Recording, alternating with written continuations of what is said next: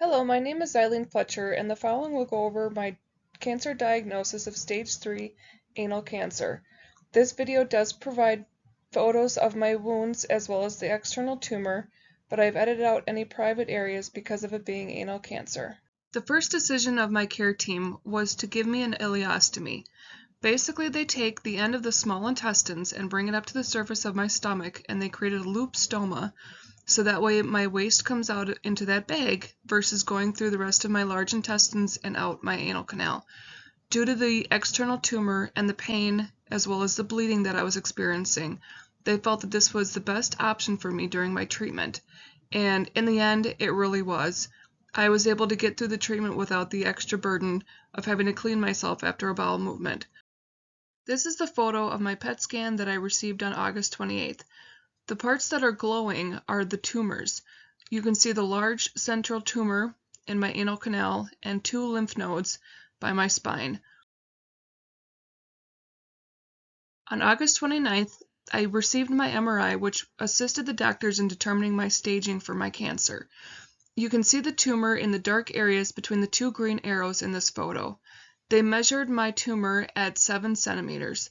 On top of the 2 lymph nodes that had cancer and the external cancer, I was diagnosed as stage 3A. After my MRI, I had a radiation planning with a CT machine to figure out where they needed to target my radiation treatments. The plan was to start in September 19th, but because my external tumor was spreading, my doctors decided to start my treatment early. So on September 11th, 2023, I started my radiation treatment. It was Monday through Friday for 6 weeks, and then the first week and the 5th week I had chemotherapy as well. I had 2 types of chemotherapy. The first one is mitomycin, which is the purple injection that you see, and this was done on Mondays, and then they attached a pump for the second type of chemo, which is called 5-FU, that I would have slowly injected in throughout the week until Friday, and then they would disconnect the pump. So again, that was 2 weeks of this type of chemo on top of the 6 weeks of radiation. The following few slides will show some of the external tumor and then the radiation burns that I received during my treatment. This is the part of the journey that has been harder for me to talk about. I wasn't really able to journal during my radiation treatments and wound care because it was, a lot to process and pretty traumatic. These 2 photos are the external tumor that I had before I started my treatment. The circles in the middle are where they took the biopsy, determined that it was cancer. So while they thought I had hemorrhoids, this skin lesion was growing on my right side. And that is how they finally determined that it was not hemorrhoids and it was actually cancer. Around September 25th, I had to be hospitalized for a few days. I had developed chemo mouth sores after my first round of chemo, and it got to the point where I couldn't even drink water, the pain was so bad. I also had a neutropenic fever, which means I had a temperature greater than 101 and a very low ANC level, which means absolute neutrophilic count. If it's less than 1,500, it's considered abnormal, and less than 500 is considered severe. My level was down to 340. They found that I also had an infection, and it could have possibly been from my PICC line, which is pictured here on the right.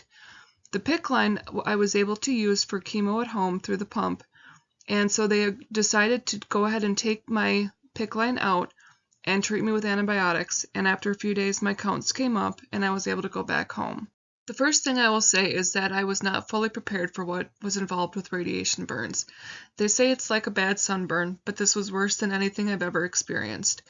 There were times where I couldn't even look to see what my burns would look like, but from the pain it was excruciating and so miserable at times. As you can see, my skin turned black and started falling off. This was one of the most traumatic things that I experienced during my treatment because I wasn't prepared for how bad it was going to get. Since I have an external tumor, they had to radiate a larger area than normal for my type of cancer. So that's why I had burns down my legs and front to back. This is what my skin looked like towards the end of my 6 weeks of radiation treatment. The pain was unbearable, with the oozing and the skin falling off, but it kept pushing me every day to get up and go through treatment again. Unfortunately, this is just a side effect of radiation, but in the end I knew that it would be worth it to get through.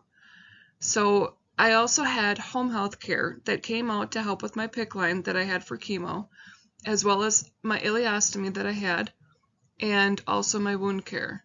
Unfortunately, the pain got too severe and I wasn't able to do the care myself, so then I was hospitalized for almost 3 weeks for wound care. When I was first hospitalized for wound care, we tried different creams and soaks, including a specialized chair that has a basin in the bottom so you can soak. Unfortunately, it didn't help me very much, so I did use the shower quite a bit, until I was finally able to go down to the burn unit for specialized care and special gauze and creams that would help with my wound care. One of the greatest benefits was having the catheter during my stay in the hospital because it allowed me to get a break from the pain. About a week and a half in, I was finally able to go down to the burn unit for specialized care. I would lay on the table and they would use a hose to wash the area and then use rough washcloths to debride the area of the dead skin. Then they would use special gauze and creams to help with the treatment of the wound care and the burns that I had received from radiation. Unfortunately, I didn't have the best experience in the burn unit. One doctor thought the pain was all in my head and anxiety and wanted to take me off all of my pain medication. She didn't fully understand the concept that radiation burns come from the inside out, so it was really hard to go through. At that point, I had hit my rock bottom because of the pain and all the things that I was going through and not being able to fully process what all I was experiencing. After a few treatments in the burn unit, this is what my skin started to look like. The new skin was starting to grow and the dead skin was getting removed. Unfortunately, I still struggle to this day with having sensitive skin in that area, and I have to be careful with what products I use, like rough toilet paper or creams. So I have to make sure to take care of my skin so that way I don't have any issues. One of the main things that I learned throughout this was to find the joy. I used a little comedy and humor throughout my journey, and in December I was able to go with my mom and dad to go see Trans-Siberian Orchestra.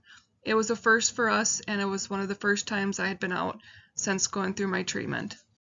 Going through my treatment was like a roller coaster. I had my good days and bad days, and I still struggle to this day with feeling great one day and down the next.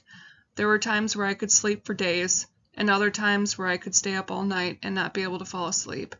I've been working with my care team and started a new medication to try to get my sleep schedule back on track. I also went through a period that I lost a lot of weight and wasn't able to keep food down. During my radiation treatments, I actually would get hungry after treatment and was eating enough that I actually gained weight. I got up above 220 pounds, and then after my treatment, the radiation chemo continued to work. So then it was around December that I started getting sick, and I went down to 197 pounds in a matter of weeks. The other thing that I really struggled with was an extreme fatigue. After my treatment was done, I would struggle with not being able to do much around the house. Just walking down the stairs, I would have to sit down. Getting up from the couch and going to the kitchen to get food, I'd have to sit down. It was exhausting and took so much energy just to do the basic things in life. So that was one thing that I've really been struggling with the last few months, but I'm slowly getting better and stronger each day. The one thing that I will say is that I'm so grateful for the support of my father, Ed, my mother, Carol, and my stepdad, John, who's also like a second father to me. I was so blessed to have them with me the day that I rang the bell when I finished my radiation treatment. You can follow my story on Caring Bridge. I've been slowly starting to update my journal entries about what I experienced in more detail. I wasn't able to really go through that process during my treatment because I had all I could do just to get up every day and go to my appointments. So you can follow me on Caring Bridge. If you search for my name, it's Eileen Fletcher, and there's a picture of what my page looks like. I post journal entries and also have links on ways to help with my GoFundMe, Venmo, and PayPal. And I also share videos on YouTube and TikTok regarding having an ileostomy and the things that I've learned through my cancer treatment. If you would like to donate towards my GoFundMe, you can search by my name or use the QR code to go directly to my page. First of all, I want to say thank you to anyone who's able to donate. And if you can't donate, you can always share to others that may be able to help. I want to send a special thank you to everyone that has been able to help support me over the last few months. It's truly been a blessing with all the friends and family that have been able to help support me through this journey. It has been a struggle with not being able to work since August of last year. I see my surgeon next month to see if I have any tissue damage as far as having my ileostomy reversed, and then we can form a game plan to get me back to work. So hopefully this will be just a temporary setback and I can get back on my feet soon. Thank you again for all of your support and for helping in any way that you can. Thank you.